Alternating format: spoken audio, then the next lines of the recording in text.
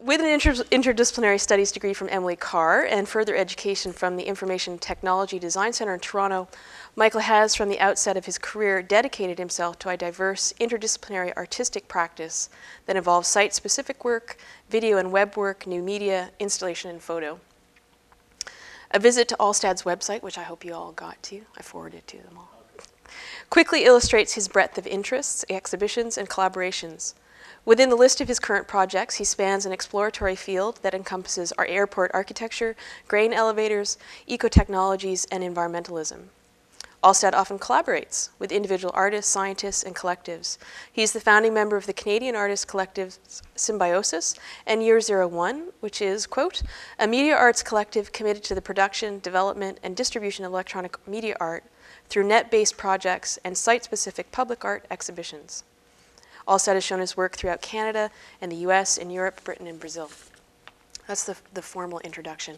I'm going to include now a more informal introduction from Jeff Burns, who is a faculty member here in painting who's currently on leave. And Jeff was instrumental in suggesting Michael for this series and bringing Michael in. And today, Jeff emailed me a brief introduction that I'm going to read to you tonight. Jeff says, it dates us both to say this, but I have known Michael for about 20 years, most of our adult lives. I spent more time with Michael in the first few years as I lived in Toronto, but we have kept in touch. I have tremendous admiration for Michael. He is hardworking, resourceful, and a generous artist. While he has the education and many design and technology skills that would serve him well in a commercial studio, he is committed to spending as much of his time and energy as possible on his art. And he has made a great deal of art, fascinating and provocative installations, videos, and public art. Many of these works are very complex and ambitious. While I think he is a wizard of sorts, his achievement is as an artist. He uses the materials and devices that serve his creative goals. Sometimes this means GPS and LCD displays, other times grass seed and soil. Because many of his works are provocative and have been in highly visible sites and spaces, they have attracted attention from the press, not only the art press. The controversies, turf, and censorship battles have been interesting and revealing to Michael and to the public. Michael has been recognized by critics, the art and public press, and by granting bodies, but to me, it has always been clear that Michael's work is about the work, not about Michael. He knows that art can be political, powerful, playful, and sometimes all of these things at once. He collaborates and negotiates his way into and through projects. The realization of a work is an opportunity to explore, to learn, to facilitate, to challenge, and to participate in many dialogues. I'm glad that Michael agreed to come to Sackville, and I know you will enjoy meeting him and learning about his work. All the best, Jeff. So, welcoming from Jeff and from all of us, Michael. Well, that was an amazing introduction.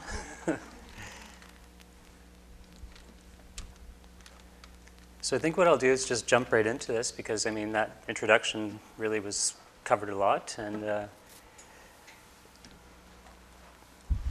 so I'll start with, I guess, I was having a bit of a hard time deciding if I should just go chronological or split things up in terms of my curatorial practice and then my visual arts practice. But I think they're so intertwined that I'm just going to really start with for my most recent project, or a project that's actually happening right now, and then a combination of curatorial and my visual art. So, oh.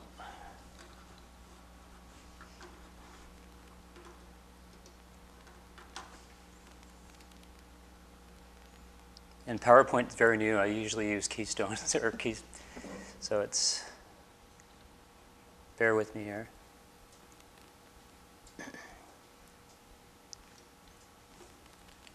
Got it.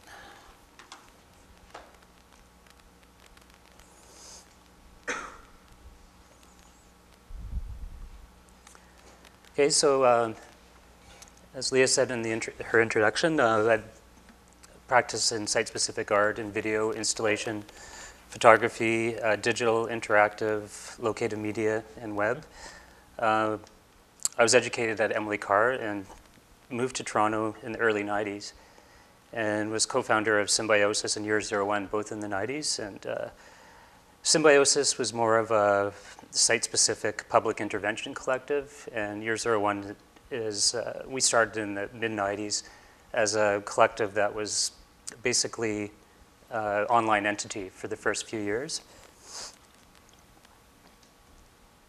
This is the homepage. So in 2000, we actually moved out of the web and we presented our first digital project in public space on a video billboard in Midtown Toronto. 2002, we began a partnership with Subtle Technologies Festival, which is a festival of science and art in Toronto. And we've basically been co-curating for them for the last 8 years. In 2003, we began exploring GPS as a tool for creative expression in taxi cabs. In 2005, we also had a show in a cab in Montreal called Teletaxi. 2005, we launched a one-year exhibition on a video billboard in Dundas Square, which is a fairly controversial public space in downtown Toronto, which is a combination of a private and a public space. And there we broadcast media art every half hour for 1 year. And in 2007, we launched a project at Toronto Pearson Airport called Terminal 01. And it's a site-specific digital art project with 5 different projects exploring themes of contemporary air travel and the architecture of airports. So this is a close-up of 3 of the projects. And we actually just had the project extended till May 17th. It originally had to come down at January 5th, but they extended the duration of the exhibition. And this was curated by myself and David Jave Johnson, who's also in the collective. So this video just gives you a sense of the site and the context of the kiosk. So we have it installed on the 3rd level of the departures level at Toronto Pearson. And on the left is a piece called Earthbound, Unbound by Ingo Maurer. It's a really beautiful piece. It's like a large aquarium full of these little plastic cubes that are projected with air and float through this beautiful aquarium.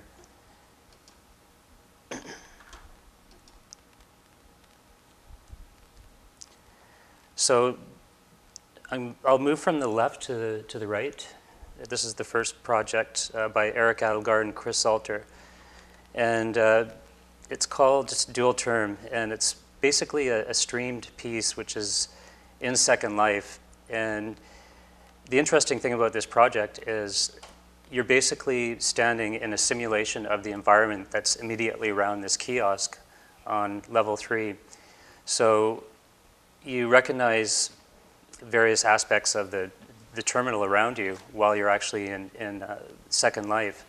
So you're controlling an avatar in the space and you're navigating around the space, and sometimes another avatar will come into the space that you can interact with. And we had kind of a difficult time with this one piece because there's so many people that were using it that they would find little ways to actually escape the space, and then people couldn't get back into the terminal.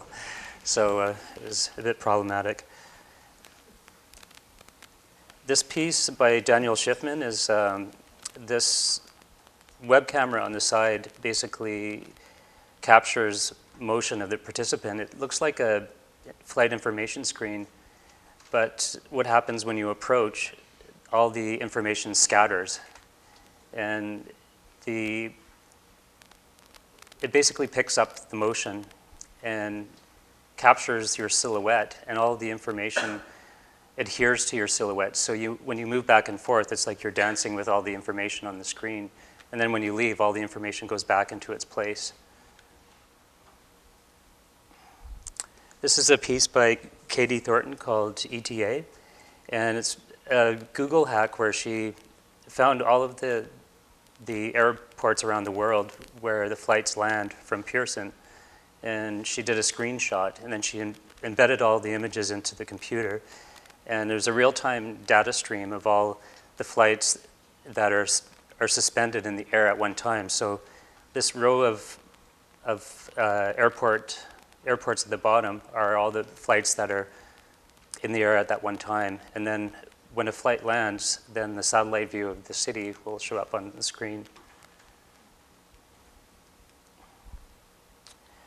This piece is called Passage Oublié, and it's by Marissa Levesque and her collaborators. It was the most, I think it was the most controversial piece out of the 5 because it dealt with issues around terrorism and the rendition flights. So on this interface, it's a touchscreen interface of a map of the world where you could basically, all the hotspots on the map, the red hotspots were cities that were involved in rendition flights where they would actually pick up a so-called terrorist before they were deemed terrorists in the court of law and transported to terrorist interrogation sites like Guantanamo Bay in Cuba.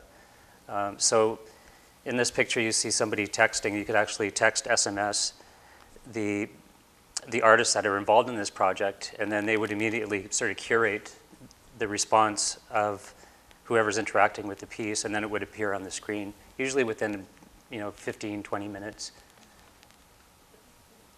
So I think this one piece was, it probably took about 3 months to convince the people at Pearson International to accept it because they were a bit worried about the fact that we were talking about issues around terrorism, and so it was unsettling for people to potentially, look at this and then get on a flight and think about, the possibility of a terrorist being on the plane. So, and this is called Touch and Go. It's by David Clark and his collaborators, and it's basically taking the icons that you see in an airport, like the figures and the symbols and signs of an airport, and animating them into these kind of funny, whimsical little films. So here's just a short video.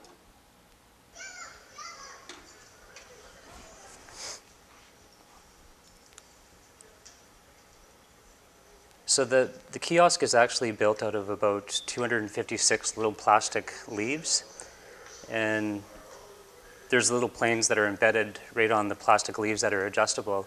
So the architects that we hired to do the kiosk, they wanted to have this sense of flocking. So they're planes, but they look like flocking birds. And it was actually a very clever way to produce the kiosk because the screens are a little bit high for children, so they get a little bit bored, but then they have all these little leaves that they could play with. And so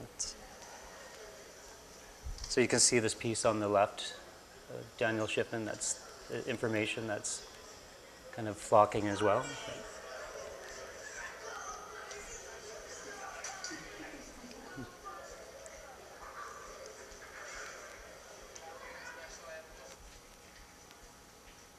That's the touchscreen for Passage Oublié.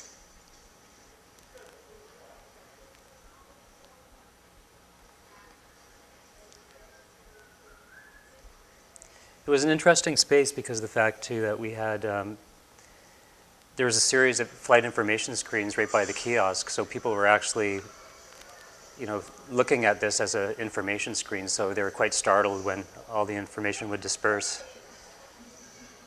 And this is all real-time flight information as well that's streamed through the airport's network.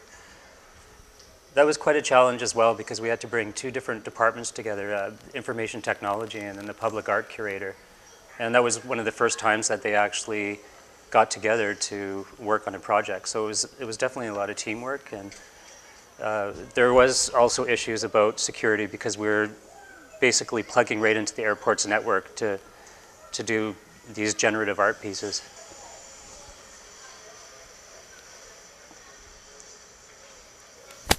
I think it's something like this would be really difficult to do in the States with the kind of climate in terms of security. And so I felt quite fortunate that they agreed to do this, and especially with the political aspect of that one piece.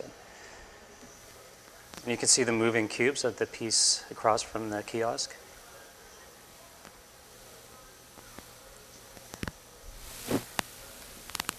We had quite a long debate with our group about whether we should go pre-security or after security, but we found that so many of our friends probably wouldn't see the piece if it was post-security because you need to get airline ticket to see the art. So, and this is a piece called Pixel Grain, and I grew up in the prairies, and I've seen that there's been so much, it's evolved quite a bit since I was a child. Seems like with kind of the consolidation of agriculture and the small family farm is something that's really disappearing. So when I was visiting my parents' place south of Edmonton, I felt a little displaced and dislocated because I used to base my directions on the grain elevator, and I was a little bit lost going home, and then I realized that there's no grain elevators left in the town. And so then later that day I noticed on my mom's desk she had a couple of shots of the elevators being demolished, and so that really intrigued me, and I started doing some research, and I found that there was only 9% of the elevators left, and they were just tearing them down pretty much every week. I think now there's less than 800. There used to be about 6,000. So that gave me the idea to do this website called Pixel Grain, and I met a lot of people that were actively pursuing this kind of archive through digital photography, but they were also involved in photo sharing sites like Flickr and uploading their pictures and trying to preserve. And some people are also into geotagging their photos, which is basically putting geographic coordinates on a photograph so you can put it in Google Earth or Google Maps. And so this is the index page. I'd show you the website, but I think I always have such, whenever I do that, it tends to crash. So this is basically just a slideshow of the website. So this is a series of shots from one contributor. We have over 75 contributors right now who are geotagging their photos and uploading them to Flickr, and then we interface with Flickr on this site. This is a demolition of an elevator in Carstairs, Alberta.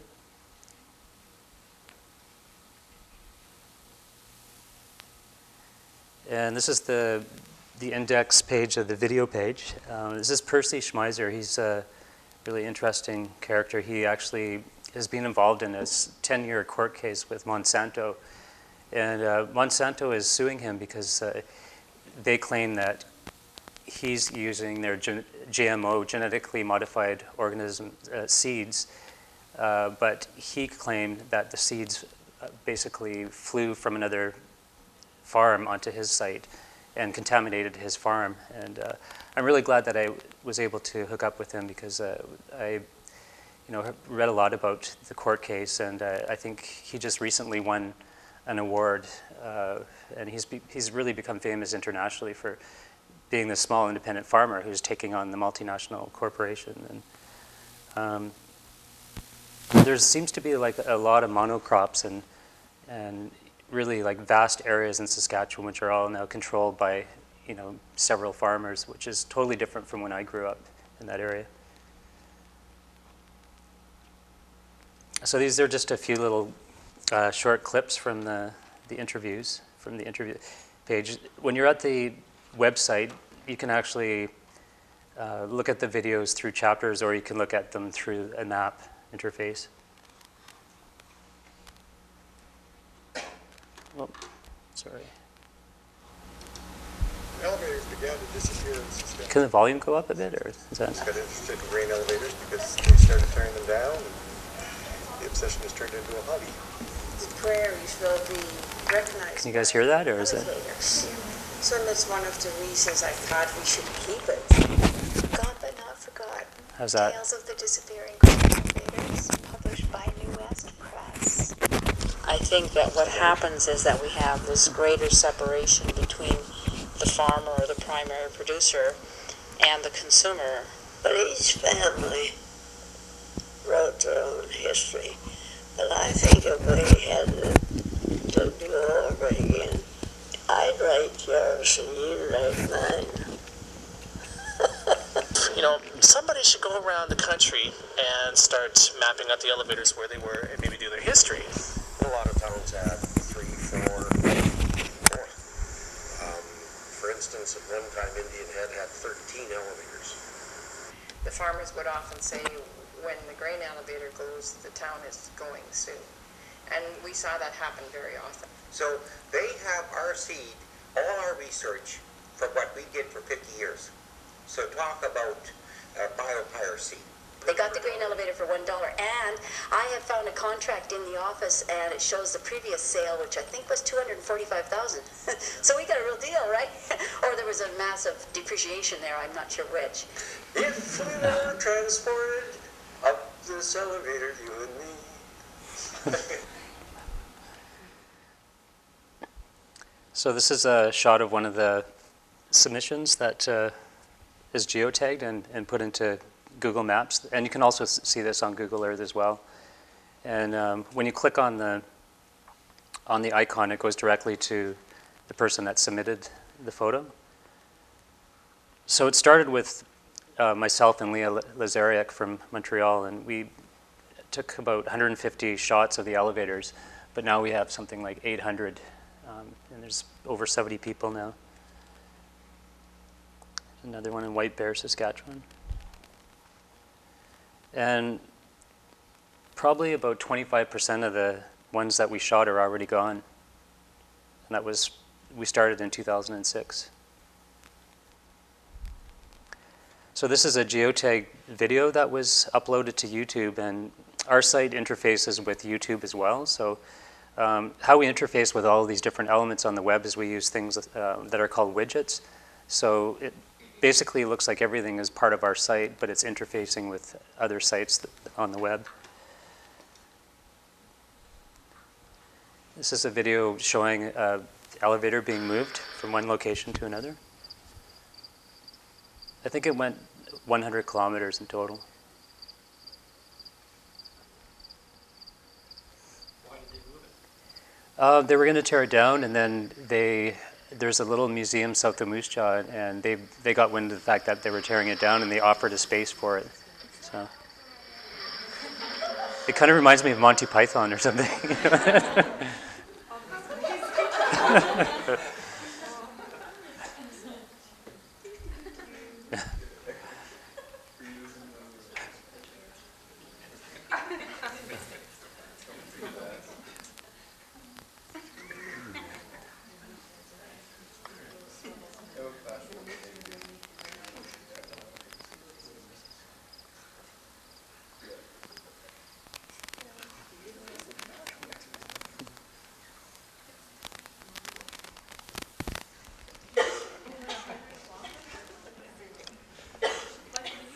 I think it took a long time to go 100 kilometers.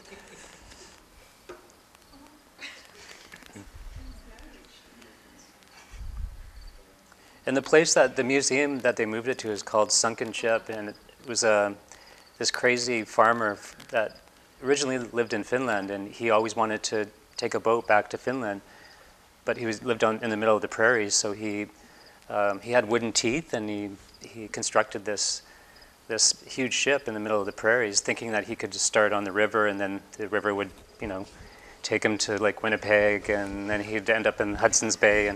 But he ended up building the ship and then died. So,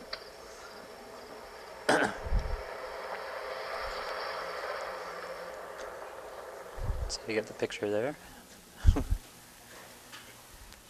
So this is a piece that I showed in Vancouver and in St. John's, and it's called Melt.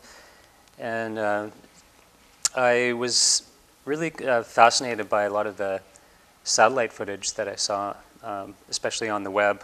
This was of the Ward Hunt ice cap. In 2005, it broke off this main body of, I think in the Beaufort Sea. And it was pretty tragic because it actually held one of the largest freshwater lakes in the north. And so this whole ecosystem disappeared after the collapsing of this ice.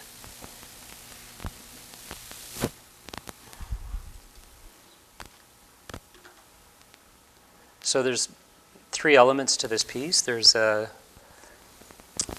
grid on the floor, which is a projection of the Ward Hunt ice cap breaking, and also a lot of other radar sat footage, which is like a remote sensor that monitors climate change in the north.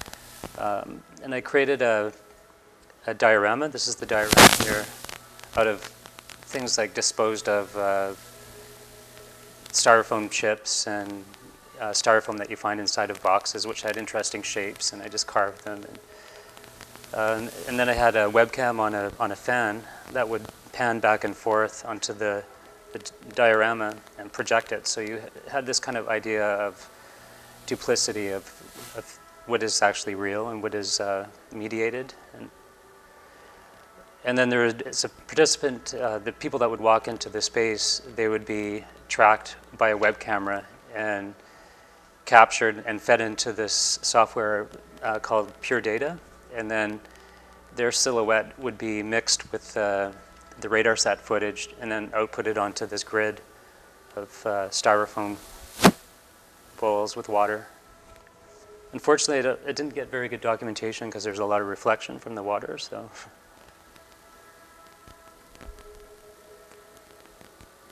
And this piece is going to be shown in Philadelphia in October in an abandoned ice factory.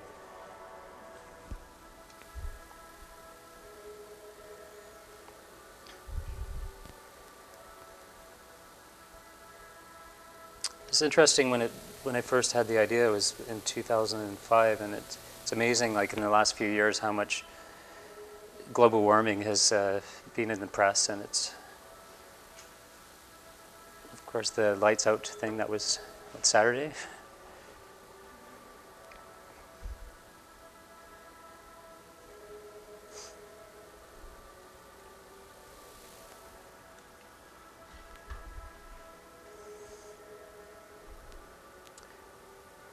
So this, the one in St. John's is a little bit different from the one I had in Vancouver because I basically built for the space, and at the Surrey Tech Lab the space was much more confined, so I had the diorama confined in a box. And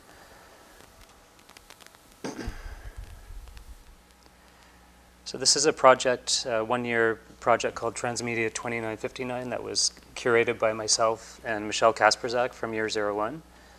And it was an interesting project. We had some problems because of the fact that the video billboard in the square was owned by Clear Channel. And Clear Channel, I don't know if any of you guys know about them, but they have a history of, I think it was during the war in Iraq, they actually censored the Give Peace a Chance, that song, John Lennon. And so it's a very kind of controlling company, and they own about 80% of the radio stations in the States. But Dundas Square is this very kind of odd partnership between the city but also private interests. So it's not really a public square per se, but there is a lot of public events. So this piece is called 14.3 Seconds, and it's by John Grayson. And he used 14 seconds of film footage that was salvaged from the Iraq War. And it was actually a friend of his who worked for, I think, the Fox News Network. And he was on site, and he actually witnessed the bombing. And he saw some scraps of film that were left over from the Arab Film Archive and basically pocketed them. And he digitized it and then sent the digital footage to John. And he did this piece for the square.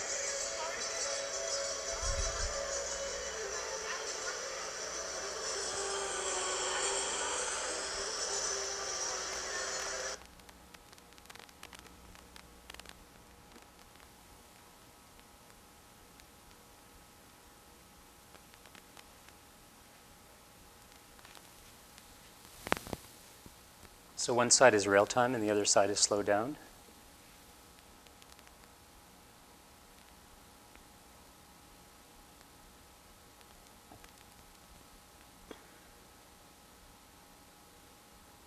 This was a piece that was also, it took a while to get the go-ahead. We were a little bit worried it would be censored, but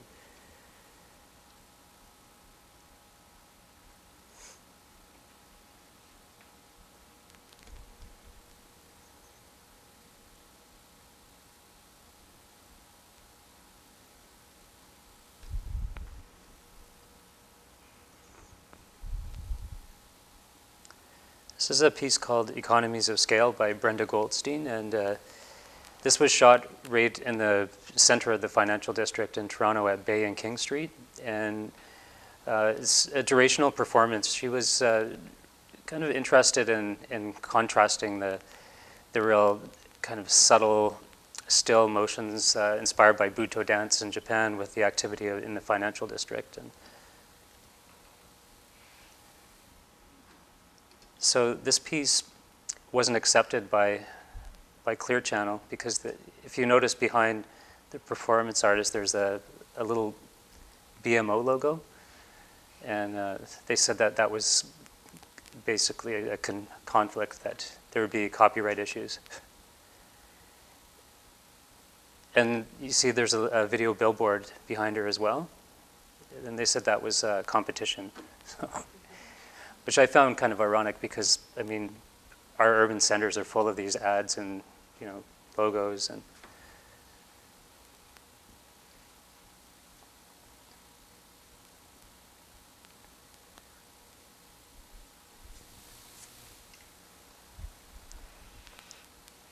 So the Clear Channel own the rights to the billboard? the city owned the billboard, but they actually paid the city.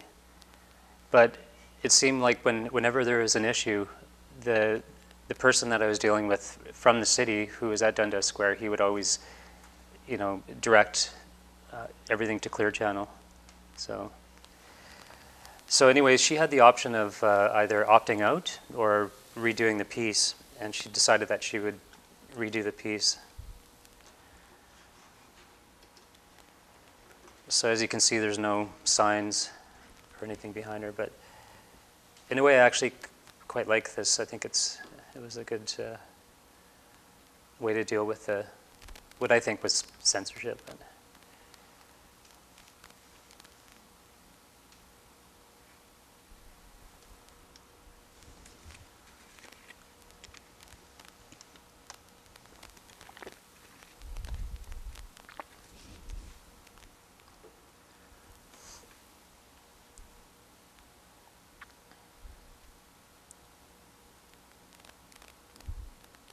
I found this particular video billboard was probably one of the better ones in the square because it was at pedestrian eye level, whereas a lot of them were quite high. So this was pretty in your face in terms of the level of it.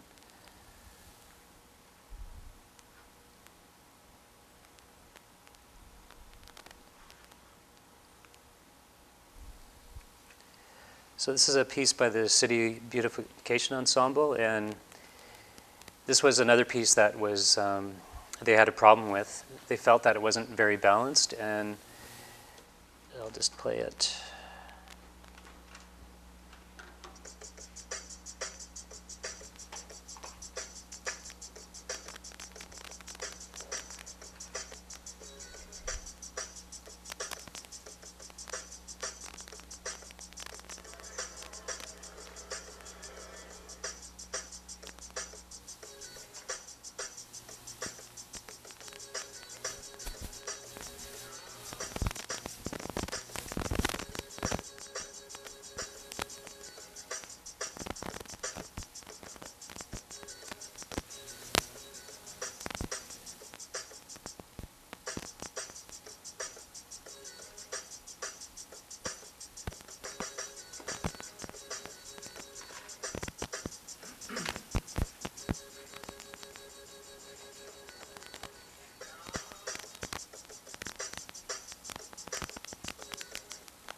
So they also had the option of redoing the piece, and what Clear Channel requested was something that was a more balanced view, because they really felt that the piece was kind of perpetuating the negative stereotype of the square. And a lot of the press in Toronto, the Globe and Mail, the Star, and the Sun, they were all very critical of the square, and they really felt that the piece really needed to be more balanced. But in a way, I saw them making the piece, and they weren't actually picking specific people out. It was just kind of like the man on the street and getting people's opinion. So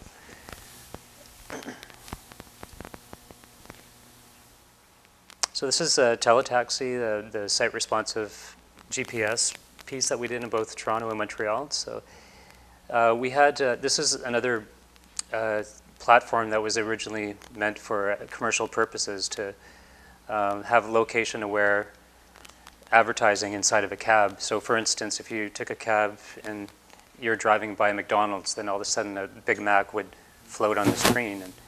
And so they were going to put about 1,000 of these in taxis in Toronto, but I think they tried to do too much in a short period of time, and they ended up going bankrupt. And I initially proposed to show interactive media art in the cabs on these screens, but since they went under, we ended up buying out some of their screens and just had all artwork in the cab as opposed to ads.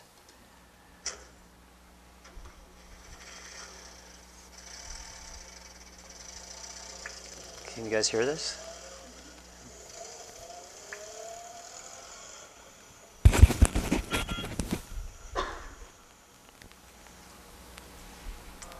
In October of 2003, Year 01 presented Teletaxi, Canada's first mobile interactive media art exhibition in a taxi cab. The taxi was outfitted with a touch screen that displayed video, animation, music, and games triggered by an onboard GPS receiver. The global positioning technology ensured that the site-specific artworks changed according to the geographic location within the city, allowing for a constant relationship between the displayed works and the urban area immediately outside of the taxi. The artists in Teletaxi explored notions of private, intimate space within the cab, hidden urban ecosystems forming beneath the city, generative art games played wild in gridlock, public urban space transformed through social, control, and technology. A comparative investigation of mapped locations of Toronto and Montreal, and the arbitrary borders of urban multicultural communities. Teletaxi was an off-site program of the Trans-Tech International... This was an interesting piece. It was a game called Gridlock, and it would only appear on the screen when the taxi had stopped. So if it was in gridlock, then a game would appear on the screen.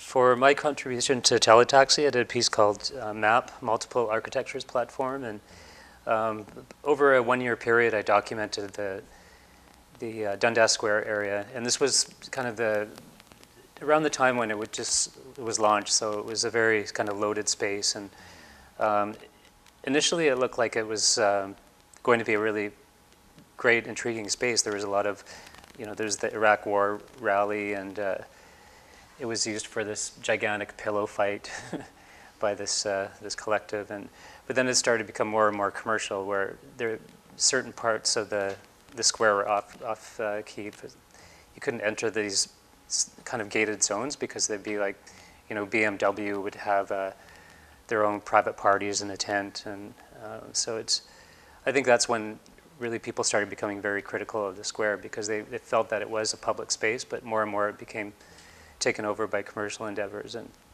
so my piece, I documented over a year and also added things like the initial blueprints and concepts for the space, and rallies and some of the events that took place. So the area was mapped out in a 4-block radius, so when the taxi started coming towards the square, my 2-minute video would play. And this is taking a piece from a homeless person in the square and then incorporating it into the kind of utopian render.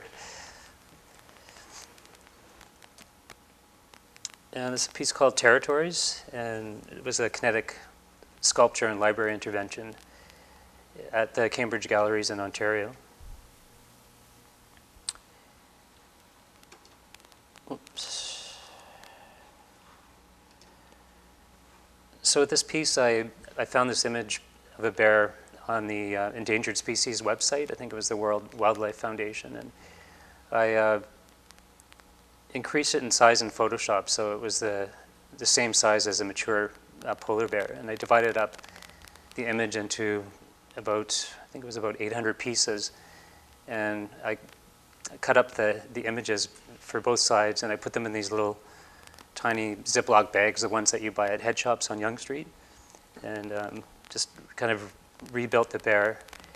And it was on a mechanical arm that rotated the bear in a 360-degree repetitive motion, kind of what you'd see in a zoo, basically. So it's kind of looking at conceptual ideas of space and human-animal relationships and technology, and how scientists at that period, when I made the piece, were trying to understand the complex by reducing something to its DNA. I think there was a case where they felt that they could bring the dodo bird back by introducing the DNA of an African pigeon into, or the DNA of a dodo bird into an African pigeon, which never happened, but they thought they could do that. And then adjacent to the gallery, there's a library, and I took I think there was 248 animals on this list, and I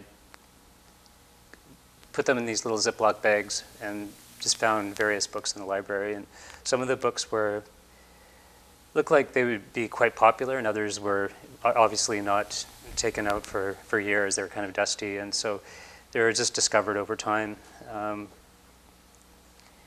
I also had a website address, and I was kind of following, like, some people emailed me that actually found the animal, and so it was interesting kind of dialogue from the show.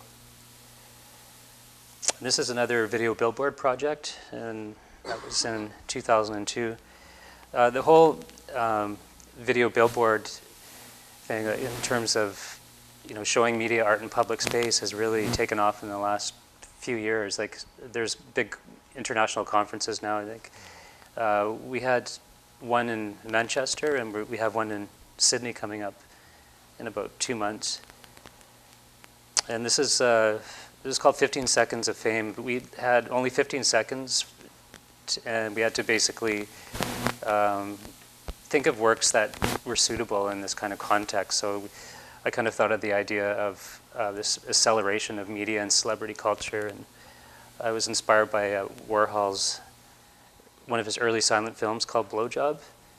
And this was a 35-minute film, and what Warhol used to do is he would actually extend the duration of his early silent films, and the frame rate would be extended. So the 35-minute was actually 48 minutes in a gallery context. So I was thinking about the context of the video billboard and speeding things up. And so I took his film and then brought it into a program and sped it up. So this is called 15-Second Blowjob.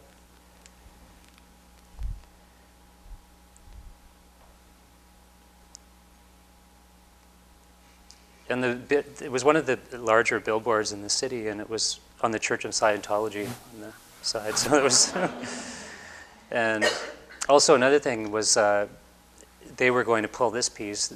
The committee approved it because they didn't know what was happening outside of the picture. They just thought it was a person's head bouncing back and forth. But then when I sent them the titles of all the pieces, then all of a sudden they wanted to censor it.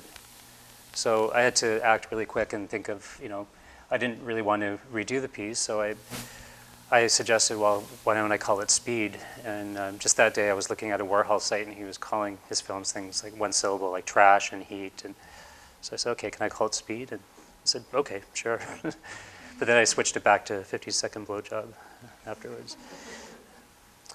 So this is a piece called Transplant, and it was in an old cable factory in East Berlin. And I was contacted by an artist in London who saw some of the site-specific work I'd been doing with Symbiosis in Toronto, and she really liked what I was doing, and she asked me to propose something for this cable factory. And it was a little bit awkward for me because I was so used to being informed by a space, like being able to go inside of an abandoned space and think about what I would do. But basically I had to come up with an idea based on these JPEGs that were sent to me through the email.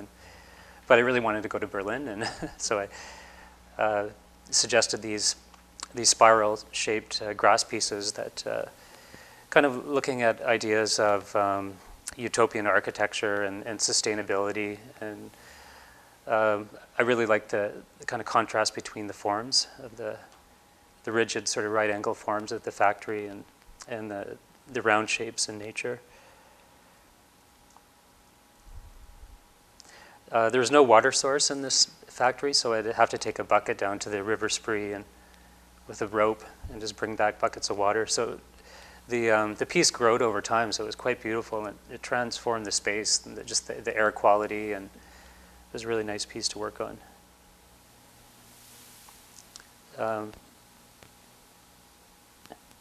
One of the things that I really wanted to do, though, is to actually make a piece while I was there, just that was not something that was proposed at an earlier date. And so every time I would take a break from watering the plants, I'd be just sitting along the river, and I'd notice this Ich liebe dich, which means I love you in German. And so I thought it was kind of interesting because Berlin is just covered with graffiti, and I thought that this one embankment seemed so clean except for these three words, and I was wondering how I could respond to it. So then on the other side of the river, I put I love you too. And it was kind of scary because it was, I don't know if you can really see that in the slide, but it's quite a massive area. So I actually had to get a roller and a paint bucket, and then my friend actually tied me up, and I was literally upside down, and he was holding me by a rope. And then when I was at the last O on the 2, then the Marine police, the German Marine police, showed up, and they were yelling at me in German, and so I was freaking out and just dropped everything. So, but I didn't get caught. I didn't end up in a German jail, which is good. And so that's the river, as you can see on the right, Ich liebe dich, and then I love you too. And this is going back quite a bit. This is actually 1997. And this is from Symbiosis, and I founded this collective in 1992, and when I first moved to Toronto from Vancouver, I felt that Toronto in many ways seemed very insular. It was really hard to kind of, break into the artist-run culture scene. It seemed like, you would put in a proposal and you wouldn't hear anything for a year or 2 years later, and it felt like I had kind of missed that whole sort of, I think the 80s were really the real time of that kind of independent culture where there was more spontaneity and less bureaucracy, and so I felt kind of omitted from that sort of the artist-run scene, and so there was a lot of like-minded people, and we decided to get together and start taking over abandoned buildings. And this was a bank that used to be a Royal Bank up until about 3 months before we launched the show, and it was a bit tricky because I convinced the bank that we were showing traditional work, because I knew if we told them that it would be site-specific or political, that they would never go for it. And with this piece, it's called Growth, and I noticed that at that time that the word growth was really used in the advertising campaigns of banks, but meanwhile they were downsizing so many banks. Like, banks were closing left and right, but there's all this idea of growth, and to me it wasn't about growth, it was about death. It was about death of jobs and communities. So I grew these letters right up until the opening night, and then I cut off their water source so that they died throughout the exhibition. So it's kind of the inverse of what I did in Berlin, which is things were growing throughout the exhibition. This is a piece called Take Heart, and this was in the vault in the bank in the back. In the bottom is a pile of sand, and in the top is a list of all the dormant Swiss account holders that the banks had to release because they had all of this money that they didn't give back to the families of the people that had these accounts. So I put a human heart on this little brochure, and so the name of the account holder was on the brochure, and then the time that they were discovered, and so about 500 were taken away during the exhibition. So this is a short video document.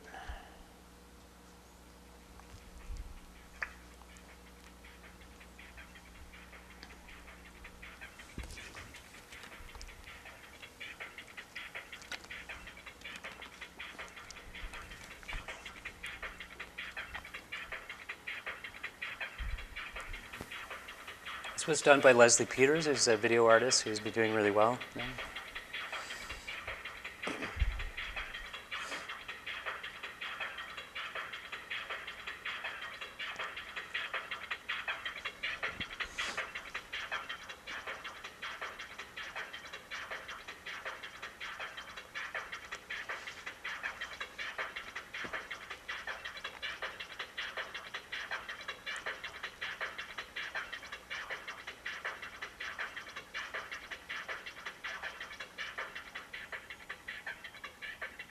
With this show, usually we show it as a collective, but we decided to invite 4 other artists that were making work that was specifically about money. And this piece that you just saw on the bank machine, it was a woman from Switzerland, and she did a piece called Gesture as Value.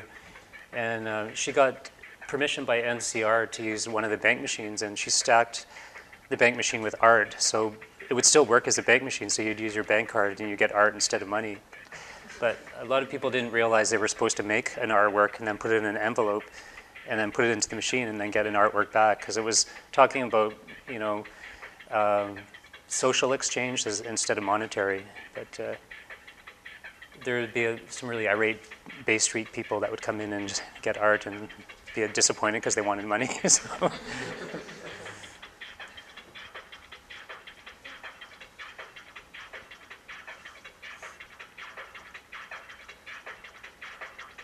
That is a piece that actually, there was songs made out of the numbers on the bill. So you'd enter the bill numbers to a computer system, and it would create a song from the bill.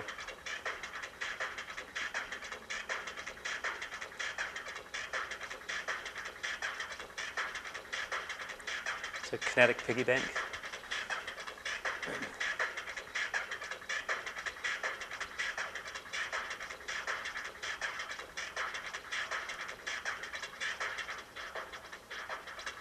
There's also off-site projects with this particular show. We had an artist from Montreal that was replacing all of the bank material that you'd find, like the little brochures, and she'd make her own ones and then take theirs away and then put her own that were.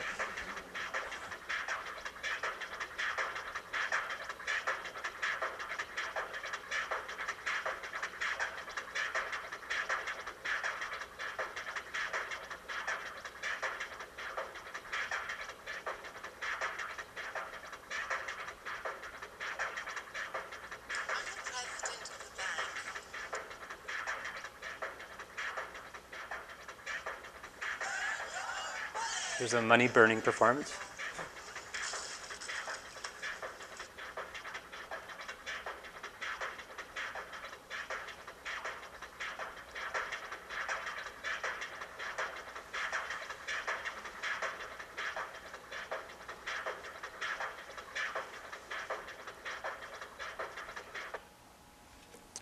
So that's it.